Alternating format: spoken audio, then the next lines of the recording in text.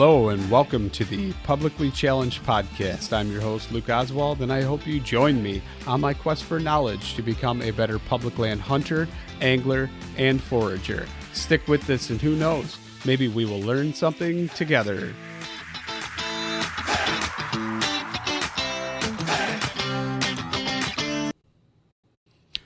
All right, real quick before we get started on the show, I'm just going to talk about Treeline Academy. You've heard me say it. I can't even tell you how many times. Mark Livesay is treelineacademy.net. That's treelineacademy.net. Sign up. Use the promo code PC2020. Save yourself $20. Can't say it enough. It's awesome, amazing, most comprehensive e-scouting course out there. Check it out for yourself. Sign up. Use promo code PC2020. And now let's get to the show. All right, so I'm sitting here and I am talking to Kyle Kamp of V2P, Valley to Peak Nutrition, and we're going to talk about dehydrated meals. Kyle, you want to introduce yourself before we jump into it? Yeah, I'd love to. Lucas, appreciate you having me on again. It's been a while since we talked. We've already been talking for 30, 45 minutes, dealing with technical difficulties and talking through different things, but appreciate you having me back on. And yeah, I'm Kyle Kamp. I'm a dietitian and own Valley to Peak Nutrition. Live in Idaho, and Valley to Peak is really centered around helping people prepare for and perform in the mountains, doing whatever it is that they enjoy doing. I deal with work with a lot of hunters, a lot of folks who do any type of thing that you could imagine in the mountains that requires any type of effort. A lot of times it's guys interested in preparing for a trip, so they'll reach out several months in advance, and we'll walk them through a program on getting them in the type of shape they feel like they need to be in to go do those pursuits. So it's fun. I love it. Been doing it for 4 or 5 years now, and couldn't imagine doing anything else. So before we jump into the whole meal thing that we're going to talk about, I got to ask you though. So when you do your programs in your it's not just nutrition. Is it an entire life type thing, or what's going on there? Is it like workout plans, or you tell them to find something for themselves, or how's that work? Well, it's a good question, and honestly, if you deal with one area, like for instance, if you jump in nutrition, which I'm the most experienced in, it's inevitable that life comes up. It's inevitable that exercise comes up, and so yeah, there's things within that plan, that you have to help people work around. So yes, it is stuff that deals with. Okay, you've got a nutrition plan. How do you strategically come up with a plan to do it? For example, I have someone who emailed me a little bit ago. Is like, I work, early in the morning to late in the afternoon, but I can't really find a strategy to meal plan or to exercise or whatever. Is that something we can work through? So we'll come up with a game plan on that front. And then the activity piece is either they already have something they're doing, or they want some suggestions. And so having had done this as long as I've been doing it, I've got a lot of resources that are either free or low cost or has discount codes through Valley to Peak that they can do if they're not already doing something. But if they are, then we'll put in place every week, there's a activity goal and then there's a nutrition goal. So part of that activity goal is to make sure that you're not digressing in your training while you're trying to lose weight, right? I mean, everyone's got a story of, yeah, I was really successful in losing weight, but I lost a ton of stamina. I lost quite a bit of muscle. I lost all of these different things that you don't want to lose. And there's a, sort of a myth or a mantra floating around out there that you can't have both. And you can, it just takes some strategic work. And that's one of the things that we work on together, is making sure that they're not digressing in training or losing muscle or losing strength while they're trying to lose weight, which is what most people are interested in. They're wanting to lose some weight and get in shape for some type of mountain endeavor in the mountains. Nice. I like that. So with that being said, we decided we were going to talk about meal prep for in the backcountry and doing your own dehydrated DIY meals. I've been doing them for, I guess, about a year now, and I love it. I love experimenting. Especially like last time we talked, I kind of told you some of my actual dietary hang-ups, if you will, that um, most of them weren't even dietary hang-ups. Like there is truly a necessity. I do have to be gluten-free, but at some point I chose to be mostly grain-free and found that my allergies and things like that improved as well.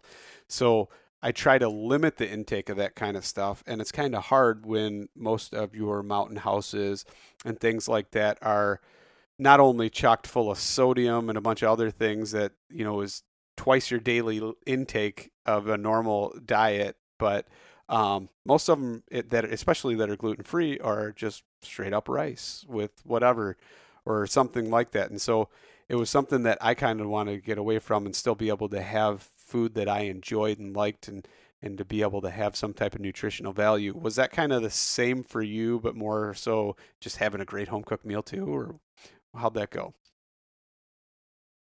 Yeah, I mean, mine wasn't necessarily what drove me to start making my own, wasn't necessarily any sort of dietary restriction, like in the way that you have. I mean, with what you've got, there's consequences, right? If you even get trace amounts of wheat or whatever, so there's a real need for that. For me, it was versatility. Like I just got tired of eating the same five flavors. It was cost. I got tired of paying 10, 12 plus dollars for a single meal every night that I was out. And then obviously as a dietitian, the third one will come as no shock, but just the ability to manipulate what's in it to match my personal nutrition needs, right? Like if I needed more protein or if I needed more carbohydrate because it was a really challenging day, I didn't want to have to rely on reconstituting mashed potatoes, to bring my carb intake up with pad thai, for example, right? I wanted to be able to manipulate what was in it to mirror, what I wanted in there. And yes, it tastes to me, it tastes way better, and the versatility is great. Like if I want, really, and I think in my experience, people have been very intimidated by the idea of dehydrating their own, and really what it amounts to is just about anything you make for dinner can be dehydrated, right? And so when you think about, okay, well, what are the options? They're truly endless within reason, right? And I would imagine we'll get into this. There's some stuff that just doesn't dehydrate well, and there's some tips and some tricks that you can use to get a better input. But really, for the most part, kind of the only limiting factor is your creativity, which I love. Yeah. So I've kind of, for a while there, I was trying to do a lot of different ingredients that were like separate ingredients and then combine them. And when Livesay and I talked about it, he's like, you get a lot more flavor in it if you actually, cook it like you would normally cook it and do all those things, which I found out like imparting moisture into this before you actually dehydrate it is huge. Is that something you've kind of come across too? Yeah, I did for a while. I did kind of the same thing. Like I would, for example, dehydrate a big batch of ground beef and then dehydrate a big batch of rice and then dehydrate a big batch of veggies.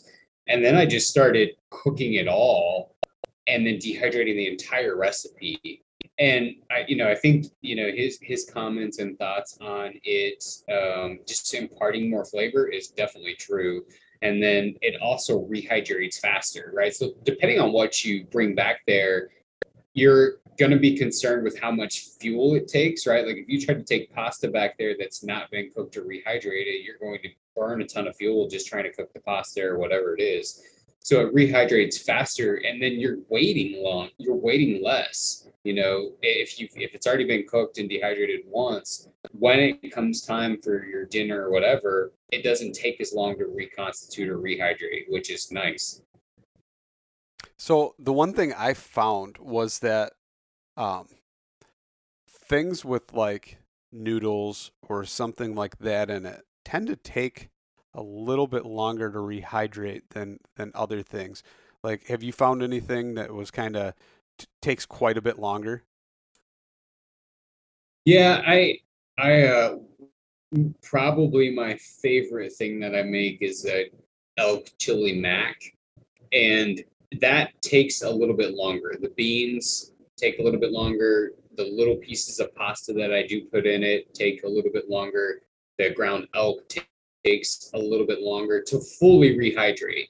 I mean, it's not too terribly bad to start to get, some of it rehydrated, but what you'll find is the middle is not done. So, you get a decent product, but the middle still leaves some to be desired because it's still dry and crunchy, right? But if you give it another 10 minutes or what have you, it'll generally cook all the way through. And, I don't know if we'll jump into this too, but when you're rehydrating it, like one thing that I found is having some form of insulation around the bag or the cup or whatever to give it plenty of time to do that. Otherwise, you wind up with a cold dinner, right? Yes. So, I bought basically a giant roll of this stuff called Reflectix at Home Depot, which is kind of the same stuff that the sunshades are made out of that you would use for your car window, and just made a small mold that holds the bowl. And you let that sit around it while it rehydrates, and it's almost still too hot even 20-30 minutes later to eat.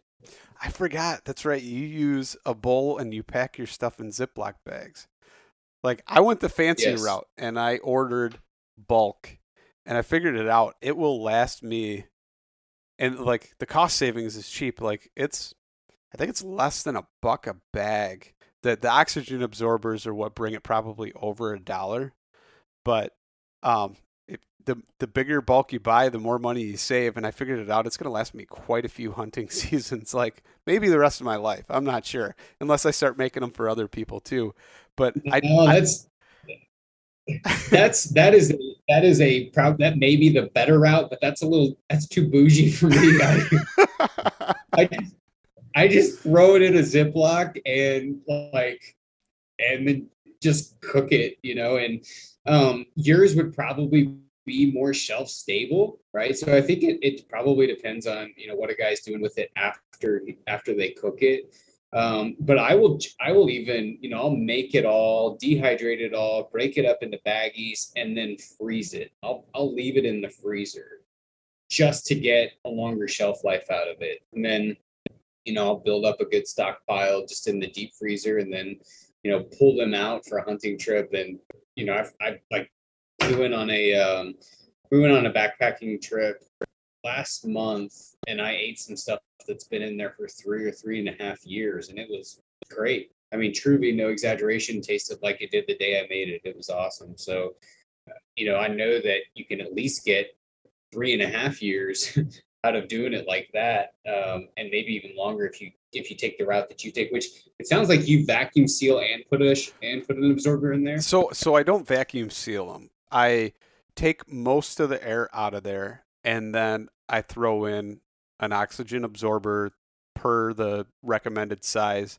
And actually, I actually buy them oversized. So like I buy them for the next size bag up. That way I only have to throw one in, and it actually shrinks that bag down nice and tight. And I ended up accidentally buying the thicker, I think they're like 7 mil bags instead of the 5 mil bags that I was going for. But I actually found it works out better, because sometimes if you had something that was sharp, like when you break it up and you pack it into the bag, sometimes something would poke through if it was like a real hard piece of meat or something like that. And you don't have that problem with the heavier bags now. I don't put them in the freezer, but I found that they last. Like I had one that I made probably close to last summer. I made one and I had it in my drawer at work, and I pulled it out, and it was like a couple weeks ago. Things were too busy at home and everything, and I rushed out the door in the morning to go to work, and didn't have a lunch with me because the night before we were too busy. And I pulled that thing out and rehydrated it and ate it, and it was just fine. So I don't know what the trade-off is there, and I'm sure it's probably a good idea. And I know that Livesey does the same thing with his meals. He throws them in the freezer. He also adds a lot of like dairy and other kinds of things, cheeses and stuff like that. I don't have a lot of that kind of stuff in mine, but I imagine if I did, it would probably be a good idea to do that for sure. So do you use an insulation layer when you're rehydrating it? Do you put something around that bag? I do. I have a friend that I actually met at the Western Hunting Summit. That the dude is amazing. He makes all his own stuff. So we were there. And I'm looking at this teepee tent that he's sleeping in, and I was like, man, that's pretty cool. What is that? Like, that's not a Seek Outside or, something I've seen. He's like, oh no, I made it. I'm like, what? Like he made it all out of like sil nylon and seam sealed it and did all these things and put his own little the little cable things that slide up on the cable to hold your door open. And I was like, man, that's pretty cool. And he's like, yeah, I like making a lot of my gear. And then I'm looking at his bino harness and I'm like, where'd that come from? And he's like, oh no, I made that too. And I'm like, really? So when I started making the meals, I reached out to him and I was like, hey man, I saw you made these insulated bags, because he makes a trip annually to Illinois to a friend's property and they go whitetail hunting. And he's like, I needed a way that I could keep the meat, throw it in the freezer beforehand, and be able to throw it in a bag and carry it on with me on the airplane. And so he's got these insulated bags that he made. And I was like, oh, I've got an idea. So he made me like 2 different prototypes. And so one of them is like the same material you're talking about, where it's almost like the bubble wrap sunshade thing with the Mylar on it. He made me one of those, and that actually probably works the best, but it's not necessarily the one I like the best because it won't stand up on its own. So like my bag, you can pull open the bottom of the bag and it'll stand up on its own and everything. But it doesn't, it doesn't stand up on its own. So you have to lean it up against something, and like, I guess it wouldn't be that big of a deal until you like maybe get in grizzly country and you don't have a zipper closed all the way when you're rehydrating, or, something like that. But the other one he made me is actually like a poly fill, almost like a sleeping bag, like a synthetic sleeping bag fill. And that one's awesome too. They both do the job. I think the one just keeps a little bit more heat in. Huh. So it was pretty cool. I'm pretty excited. Like, I almost want to like ask him if I could order a bunch more. I mean, it's pretty cool. Like what he came up with. They're a pretty good product. They work awesome. But yeah, so that's what I use, and I found that it helps. Especially, I find so like I don't have a freeze dryer, but I've had ordered stuff and made my own meals out of freeze dried things. Freeze dried definitely rehydrates easier. It definitely rehydrates easier, and it makes me wonder about like the actual nutritional content. Yeah. Yeah, so I mean, the differences from a nutrition standpoint between freeze dried and dehydrated is mainly the heat, right? So dehydrating typically uses heat, and then freeze drying, obviously, like the name indicates, uses freeze drying. There are some nutrients that are pretty heat sensitive, and when they get above a certain temperature, they die, right? Or they're significantly reduced at the very least. So you would get some preservation of that going the freeze-dried route as opposed to going the dehydration route. But, is the juice worth the squeeze in the cost offset, right? Obviously but you can not. pick up a decent little dehydrator for $40. And if you've got a little more cash to throw at it, you can pick up like a 6-tray rear fan, good quality square shaped dehydrator for like $116 with a coupon code from the Meet Your Maker company, I think is what it is. So you compare that 40 to $120 compared to thousands that a freeze dryer costs. You'd really have to justify that nutrient being killed off. To really feel like, oh man, I need to pick a freeze dryer up as opposed to going the cheaper, more economical route and buying a dehydrator. But I agree with you. I mean, there's no question that in terms of quality, if the price was the same, I'd have a freeze dryer, right? But I can't justify spending $1,000 to $3,000 on this thing that I might use, on occasion for backcountry meals. I feel like I would use, if I had a freeze dryer, I would use it all the time. Like it would constantly be running. I don't know. Maybe I'm wrong, but like my wife buys these freeze dried apple slices and strawberry slices for the kids, and they eat them up like all the time. And I asked her one day, I'm like, how much do we actually spend on these little Mylar baggies of freeze dried fruit? And she's like, oh, I don't know. And I think it's way too much money. I almost like lost it. I'm like, are you serious? Why are we spending that? And I told her, I was like, as many as you buy, in like 2 years we could buy a freeze dryer with the amount of money you spent on it. And she's like, yeah, that's 2 years.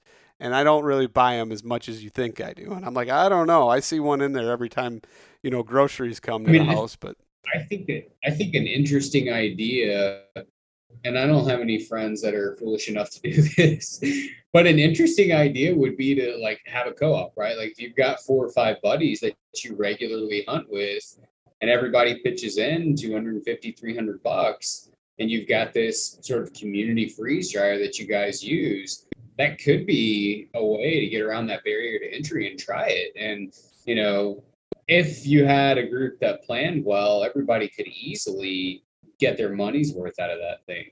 Because you got to think like, a freeze dried meal, 20 some of years. them, let's say $10. If you spend a reasonable amount of time outside, even 10 days, you're already at 100. So it could definitely pay itself off if you were willing to invest in something like that. Not only that, but I mean, you could crank out 2 years worth of meals in a couple weeks. And then, I mean, the shelf life on freeze dried is ridiculous. It's like 20, 25 years. I mean, it is significantly longer too. I don't know. I know a guy at work that was telling me that there was a lady, and I think he was saying he was talking to her about it. And she said the reason she bought one is because she wanted one, but had to justify the cost. So she goes to the farmer's market and sells all these little like novelty things like freeze dried Skittles and that kind of stuff, but then actually freeze dries other things and sells them at the farmer's market. And so now she paid it off and she's got her own little side business that she does. If you want to waste Saturdays, I don't know. But Yeah. I don't think I have enough. I don't have enough time to do that. But so let's kind of go. We'll go back to the freeze dry, or the dehydrating. What are you rolling with right now that you're using? Are you using like one of the round ones, or are you using the big rear fan? No, I about that's not true. About 3 or 4 years ago, I had gotten a round. I believe it's a Nesco, if I remember the brand on it. We got it at Bath and Body Works or Bed Bath and Beyond. I used one of my wife's coupons. I think it ended up costing like $40. That thing for the money has been awesome. I mean, I've dehydrated everything from simple fruit to veggies to chili mac to the whole bit, and that's what we still have. We do have a square one as well, but yeah, that round one has been awesome. There's some add-ons that you can get with those round ones, like you can get another tray, you can get a kind of an insert that will let you do stuff that would normally leak through the screen, so like soups or whatever it is that you wanted to do.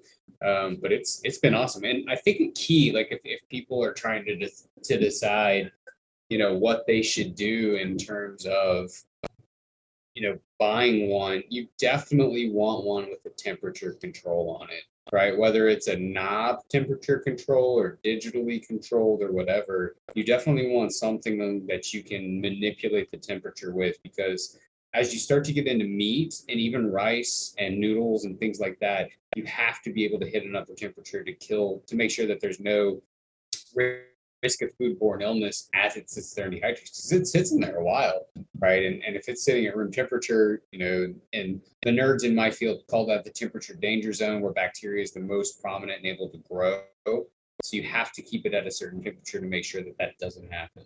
So let's dive into that then. That's a really good point. I think I do mine at like 158, 160, like right in there. Yeah. And what's the danger zone? It's like the 120 area. It dips as low as to like the mid to upper 40s, 45, and then depending on what it is, can go as high as 160, 165, right? So for me, because like if you think about it, the risk of cooking something too high or too long is that it loses the water. Well, that's the goal here, right? So to be as safe as possible, like I just crank that bad boy all the way up. And worst case scenario is it removes more water, which is what I want, right? For something like this. Now, if I'm having, a neighborhood barbecue, no, I don't want it to dry out. But just to make sure that I'm mitigating all risk, I will turn it all the way up to 160 or 165 if I'm doing anything with meat, anything with pasta, or anything with rice. Why the rice? Because rice, tomato-based products, pastas, everybody sort of is aware of the risk of foodborne illness with undercooked meat or meat getting, sitting out too long or whatever, dairy products, stuff like that. There are pathogens or there are foodborne illnesses that can be had from undercooked or mishandled rice, like if it sits at room temperature too long. The same with tomatoes, the same with pasta, and the same with potatoes, right? So like if you cook potatoes and you don't take care of them, you leave them out on the counter too long, the risk of a foodborne illness the next day is higher than what a lot of people would think. So to just sort of not to make sure that I'm killing anything that would potentially live on there, I just cook all of those things at 165 at least, 160 to 165. That's interesting. I never knew that about the pasta or the rice. So that's and too, like if you cook it at 130, does that mean you're definitely going to get sick? Well, no, but the risk is much higher, right? And it's enough of a risk that restaurants are judged on stuff like this. And so if you read in your local paper that a restaurant got docked for improper holding temperatures, it would be on stuff like that, right? So it's enough of a risk that it's sort of known in the food industry. You don't want anything sitting below this temperature to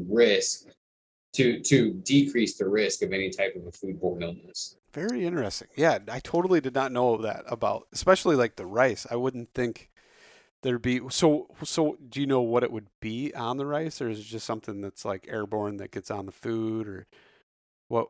I mean, are we talking like E. coli, botulism, what? Yeah, so it would be things like that would grow on the same way that you would think about like E. coli, for example, growing on chicken. One of the reasons you cook chicken is at 165, that dies, right? So it could be intrinsically in the food, and then you heat it to 160 to make sure that it does die off, right? So it's not like it's the same with like black bear, right? So one of the biggest fears in the world when you kill a black bear is if you undercook the meat, the risk of trichinosis is high. So, I think that, there's been some studies, and these numbers aren't going to be right entirely, but let's say that like 95% of all black bear meat contains trichinosis. It's just in there, right? But by cooking it to 165, trichinosis dies. So it mitigates the risk, and the person who's harvested the black bear can eat it safely. So it's not like it's anything you've done in handling it. It's not like anything that's landed on it while you were packing it out. It's just naturally in the meat. So when you make your meals, are you taking them and right away transferring them into your trays and putting them in the dehydrator, or are you throwing it in the fridge, and then how do you go about it?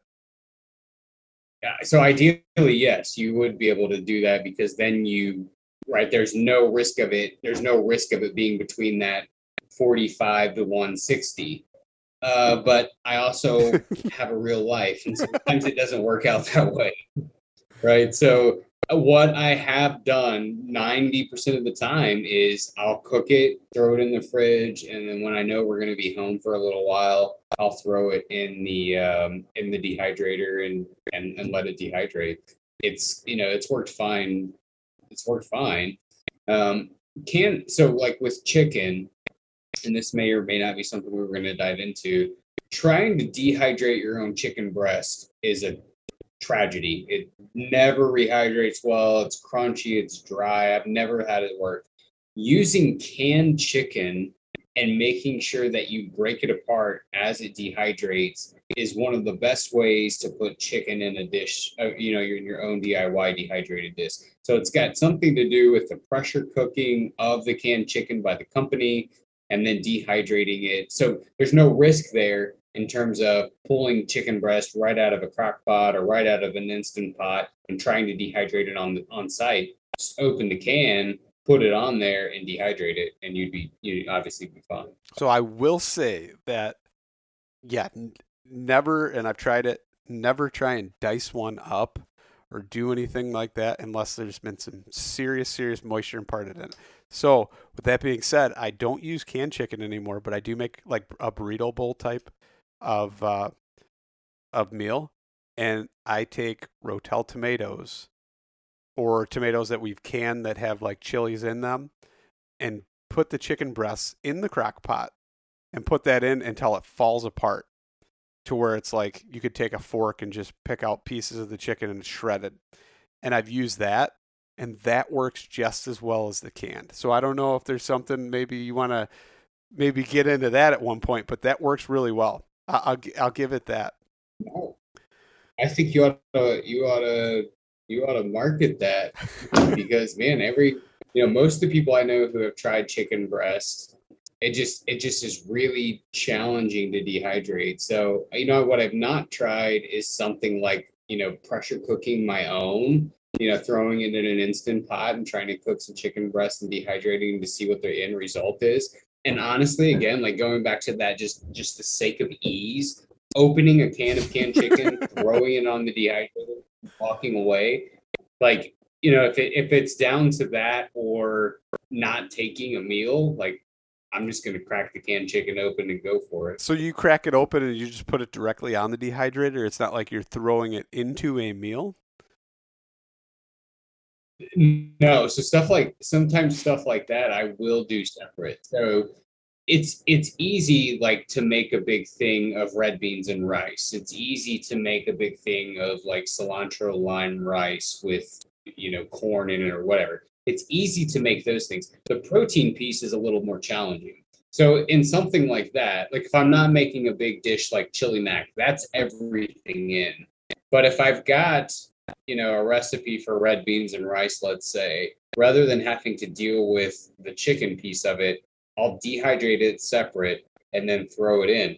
And part of that goes back to me, being able to tailor the nutrition to my needs. If I know I need X number of, X grams of protein, I can measure that out of just a bag of dehydrated chicken, as opposed to, I think it's in here somewhere, right? And it just allows me to be a little more nuanced in what I want personally. Interesting. So let's kind of dive into that more about how you're breaking down. And I understand like each person's nutritional needs based upon whatever would be different. But what's like a good rule of thumb as far as protein, fiber, fats, all that kind of stuff? Carbs. There's got to be carbs, right? Yes. So you're right. It is going to be, for the most part, sort of individualized. When you look at the world of nutrition, we speak in, so each of those categories that you talked about are called the macronutrients, right? Proteins, carbs, and fats. When you look at those, we sort of speak in those in terms of intervals. So one interval of protein, kind of the measuring stick of protein, is about 30 grams, right? So when you're eating a meal at home or in the backcountry or whatever, you're sort of asking the question, how much of X, Y, and Z ingredient do I need to get to that 30-gram mark? And with carbs, it's different. With fats, it's also different. So I think it does largely depend upon needs. But when you look at it, you break it up by those intervals, if that makes sense. So, I mean, like, right. So like carbohydrate. What is the rule of thumb for macros and stuff? So when you look at sort of the macro composition of a meal, and freeze-dried companies do this fairly well. Everything is split up by their intervals. So when you look at protein, for the most part, what you're looking at is about a 30-gram interval. Like that's kind of the measuring stick for the threshold of what needs to be in a product at a minimum to hit a person's protein needs. With carbs, it's really split up by more of a 30-gram interval, right? So if it's been a pretty easy day, 30 grams of carbs. If it's been a more challenging day, 60 grams, or a really tough day, 90 grams. And as you look at fat, everything's really built by a 5-gram interval. 1 teaspoon of oil, for example, is going to have about 5 grams of fat. So by knowing that, you're able to tailor a person's nutrition to be a little more detailed in terms of what they need, and talk not only in terms of grams, which can be foreign to some people, but also talk about servings, portions, right? So it makes it a little bit easier to dial in the person's nutrition based on what it is that they need. So like 30 grams would be what, like 4 ounces of protein or something like that? Was that pretty close or no? Yeah, I mean, for the most part, 4.3, Okay. 4.3 ounces of, most lean meats are going to yield about 30 grams of protein per person. But then obviously that translates into something different once you remove the water from it, dehydrating it. So it requires a bit of math. And again, it really only matters if a person's not too concerned about dialing in their nutrition that specific of a level. Yeah, you could definitely just make a big pot of whatever, dehydrate it, and be fine. So it really depends on a person's goals and how detailed they'd like to be in something like that. Yeah. I think more than anything is just making sure you're getting enough, not necessarily, dialing it in, right? But not operating at such, which you're already going to be operating at a deficiency no matter what, right? But trying to optimize it, right? Get as much as you can in, right? That's kind of the goal, right? Yes. So, getting enough is definitely one of the bigger issues. Most people aren't going back there and walking out heavier, right? In terms of their body weight. Hopefully they're walking out heavier with meat, but not their body weight. So it is a question of getting enough, in terms of you being in a non-negotiable deficit. No, I mean, that is the core of, sort of what I do, right? Is making sure you're not walking around in a deficit, because if you're not, you're getting adequate nutrition, then you're going to be able to go day after day. Anybody's going to be able to go and do fine for a day, 2 days, 3 days. But once you start to get into day 5, day 6, day 7, day 10, day 14, with a lot of people who like go to Alaska that I've worked with, if you're not making up for those lost stores, you will struggle the deeper you get into a hunt, right? So planning that nutrition to make sure that you're getting the detailed piece of it is important, can be important. So I read somewhere that like a loaded packer that's actually hiking through the mountains, or maybe it was a sheep hunter or something like that, something that's pretty taxing as far as like physical exertion, but with an average of a 50-pound pack, your average person expends it's like 4 or 6,000. I think it's like 6,000 calories an hour or something. Is that fairly accurate? Yeah, I mean, it's not. Well, I'll say this: it's not outside the realm of possibility that that's what they were at. And I would say that I definitely see people way under their calorie needs as opposed to being at them or above them, right? And so there's several factors that are coming into play here, right? So the heavier your pack, the more calories you're going to expend. The weather, whether it's extremely hot or extremely cold, the type of terrain. So you burn fewer calories walking on pavement as opposed to sand, let's say, or something really marshy or whatever. You're expending more energy per step depending upon the type of terrain that you're walking in. And then a person's physical condition. If you're not conditioned for something like this, you're going to expend more energy doing what the conditioned version of you would expend, right? Because naturally, as you train for something, your body becomes more efficient at it, and it requires fewer calories to propel it to do even the same activity. So there's value in training from an energy preservation standpoint as well. It's very good to know. Very good.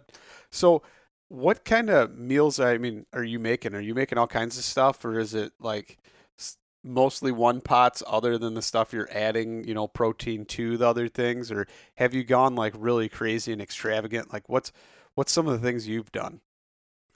Well, I'm not a really, my meals at home really aren't crazy and extravagant, so I haven't gotten too wild. But yeah, I've done. I mean, chili. So the elk, any meat, ground beef, elk, whatever. The chili mac is great, and so one of the keys to that is adding breadcrumbs into the mix as you're cooking the ground beef. It just offers so much better of an end product when you go to rehydrate it, as opposed to just cooking the ground beef by itself with the ground elk or whatever. So the chili mac is one of my favorites. I've done macaroni and cheese with ground beef. I've done couscous with ground beef and Parmesan cheese mixed with kale. That's a really good one, a really easy one. I've done spaghetti with veggies. I've done so many things. I don't even know. Oh, I've done like a Santa Fe chicken with rice and black beans, corn, chicken, and then packed in a tortilla. That's good too. I've tried so many different things, man. I'm just drawing a blank. And even if you're not talking about meals, like I'll dehydrate a lot of fruit, mix that with cereal, and have my own trail mix in the morning, for example. So like dehydrated bananas with some nuts and golden grams. Like it's just so good there. Like, that's a kid luxury to me whenever I'm back there. And so yeah, using it for even like something called fruit leather, which is essentially like almost like an adult fruit roll up. Right. So we've got plum trees and berry trees and all sorts of stuff around here. And my wife will go and pick those. She'll cook them down into just a really thick sauce. We'll put them in the blender, make them smooth, and essentially spread them on these trays to create kind of a fruit roll up type of a thing. And so that's great to have back there. It's just, there's truly so many different things that you can make with one, and so much versatility that you can do that it's just you can't mess it up. That's the other thing. Like the simplicity of it, it's so much easier than what I first thought that it would be when I started. I thought it was going to be this really steep uphill learning curve, and that just wasn't my experience at all. It was great. So yeah, I'd encourage anybody to try it. I haven't had anything. I've actually had a few things that I cooked that I didn't care for as much when I made it the first time around, and I still dehydrated it and did, some test batches and tasted it. And I'm like, wow, that's actually better. Like certain things, flavors got concentrated and kind of mulled together to where it went better. And it was kind of weird like that. But it's funny you say the fruit leathers, because I make them in plans and preparation to actually try and take them with me while I'm hunting and doing different stuff. And they never make it out of the house. My kids demolish them. I mean, they will take and eat like one whole leather that's on the tray, and I'm like, that's a lot. That's too much. Like, but they just tear them up to the point to where if we're making them, we have to try and plan ahead to where we know we're making like 4 batches, so they'll get tired of them, and then we'll end up having extras that I can use. Yeah. Yeah, they don't last here either. I mean, I definitely have to do them in secrecy if I have any hopes of actually taking them with me on a trip. Yeah. Have you tried like sweet potato leathers? Yep. Yeah, I was gonna say probably one of my favorites is like a sweet potato apple puree leather. Yep. That was really good. It got really well. And like I said, we've done apple plum, all sorts of different berry recipes, and they've all turned out great. So have you ever and this is something I've kind of had in my head for a while and never done it, is like, have you ever taken like buckwheat and made it and dehydrated it, or like oatmeal? No, I've not done buckwheat, but like, so that couscous recipe, I don't do anything to it beforehand. I literally measure out how much couscous I want to use, throw in some ground beef or chicken, some kale, and cook it up there because couscous is so small, it rehydrates great on the mountain. So that requires almost no prep work, which is nice. So, usually I'll make a couple of those up too. But no, I've not tried the buckwheat thing. Because I do the buckwheat instead of oatmeal, and I've been kind of curious because I put just a little bit of maple syrup in there to give it a flavor, some cinnamon and different stuff like that, and then throw some fruit in there. And in my head, I'm like, I don't see why this wouldn't dehydrate, and then you just break it back up into, kind of a dust and measure it out and be able to do that and just rehydrate that. So that's kind of my next. Yeah, I would think it would work fine. I know a lot of guys have had great luck with quinoa, and I can't picture it being a whole lot different. Right. Yeah. So that's something I'm going to have to experiment with for sure then. I'll let you know on that. But what's your absolute favorite meal you've ever made? Oh, no question. The chili mac. Really? The chili mac, huh? I Yeah, for think sure. Usually I'll have like some crackers left from the day or whatever, and like you crumble that up and you throw it in there. There's just not, and part of it too is just the like sort of the nostalgia of knowing, like so this year I made a big batch of venison chili mac, knowing I shot a deer, I did all the prep work, I ground, I did the grind myself, I made it like, and just to be able to sit there hunting and know that it's just so fulfilling. And maybe that's part of why it is, but the other piece too, like in the West, in the fall, it's cold in September, right? And you come back after you've been hunting all day and you've got this giant bowl of chili, and it's like I just can't picture a better way to end the night than having a big bowl of that stuff. And yeah, they've all been good. I mean, I don't think that I've tried one that I haven't, liked, but definitely I'm pretty excited when I open up the food bag for the day and I find out that it's chili mac. so. My absolute favorite, I think, that I've done is mashed potatoes, gravy, a pot roast, and then I took frozen peas and carrots and steamed them, added it all together, mixed it all up, dehydrated it, and just like to me, it's like super home style. Just it's one of those things that it's like it'll take you back and make you think you're at home at your kitchen table. It's so good, and it kind of reminds you of So when you're a kid though, like when you mix up your plate. yeah, so that's my question. Is it like when you rehydrate it, is it essentially just this bowl of stuff, or can you make out the individual parts of it? So I tried to do it both ways. Um, the original way is I took everything separate, dehydrated it separate, even dehydrated my gravy separate. And then so you had like these little shards of glass that like I layered. I even layered it to where you just pull the oxygen absorber out, pour it in, and hopefully it kind of like settles back into that. But it didn't necessarily work that good. So I combine it all in a big bowl and I mix it all up beforehand, even with the gravy in it. Can you distinguish, like, yeah, yes, there's potatoes in there. You can taste the gravy in there, but you can't really see it because the potatoes have kind of turned to a darker tan or brown, at that point with the gravy. And you can still pick up the chunks of meat. Like I don't, because I pull it apart, but like I cook the roast until it's falling apart where you can pull it apart with a fork and come out in bigger chunks. And then I just pick those parts into a smaller chunk, but I don't break the meat up to where it's necessarily super small. So yeah, I break it up and some of the meat gets broken up into smaller chunks, but you can still distinguish that there is still meat there. It sounds delicious. I think that's like out of all the things I've made so far, that's the one that's like, man, I wish I would have made more of these. So that's one thing I'm gonna have to crank out before I head out this year for Colorado for sure. Yeah, I'll have to take some pictures of it, post it up too, because I'd be curious to see what it looks like. Beforehand or or like in the bag rehydrated. Both. I want to see both. Okay. All right. I'll let you know on that one. So real quick, I got to ask you though, like, what do you say when you make your chili mac and you dehydrate it and then you take it and you're measuring it out to put it in each bag? What are you using to kind of scoop it out or give you like an actual portion size? I weigh it.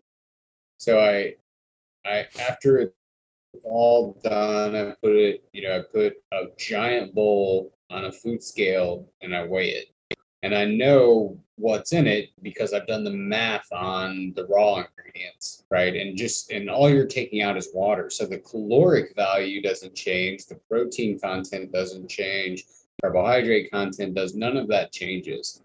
So I know whatever the end product weighs, if I divide it by X number of servings, I know exactly what's in it, right? So I pretty much do the math on all of that, put it on in a food scale, weigh it, and then take that portion out, put it in a baggie, and then that ends up being, one portion. Now, could a person take a measuring cup and do like 1 cup until it runs out? Yeah, you could do that too, but like this is my job, so my analytical mind, like it just won't let me do that.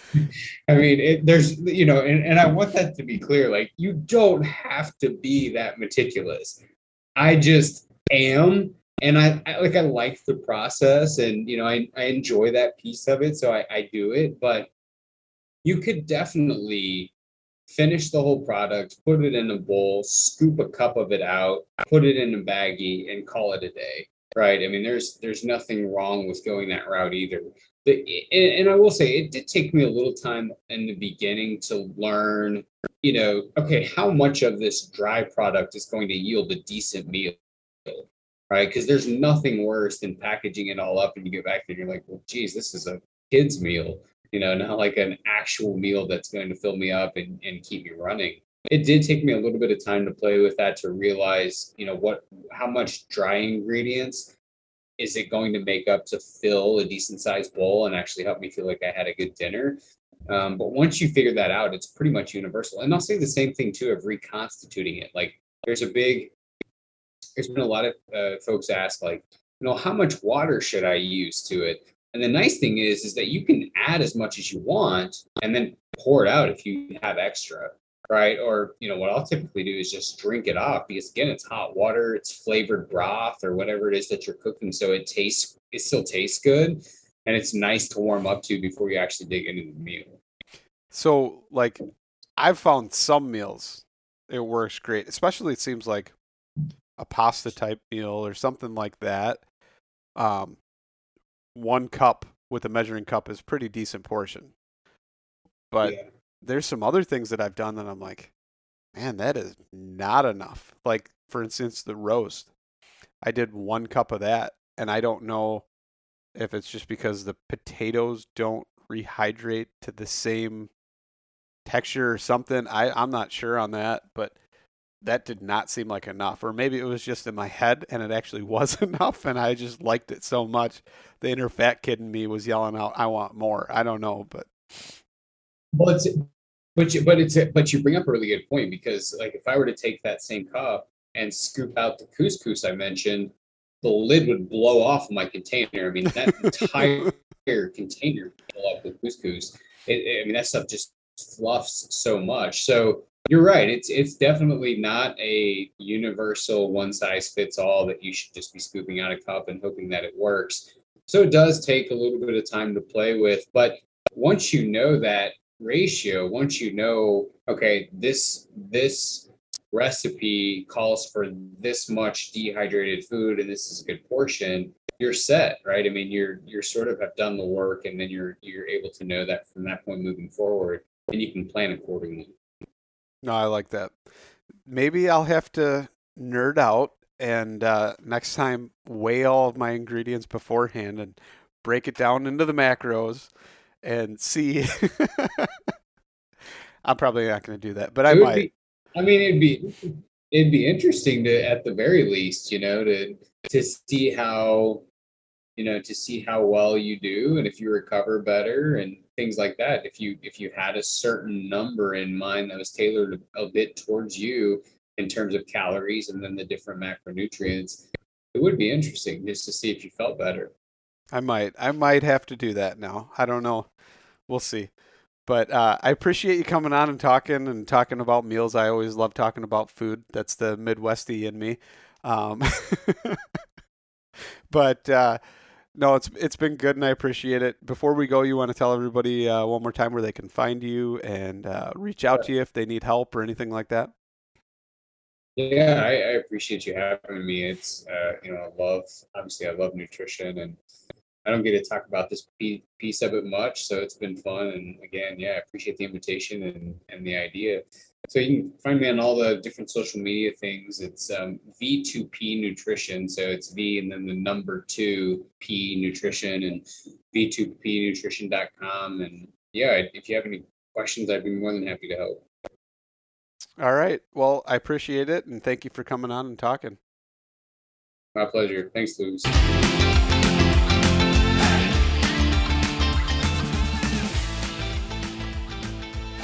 And once again, thank you so much for listening to the Publicly Challenged podcast. I hope you enjoyed the show, and if you did, please subscribe on whatever platform it is you're listening to.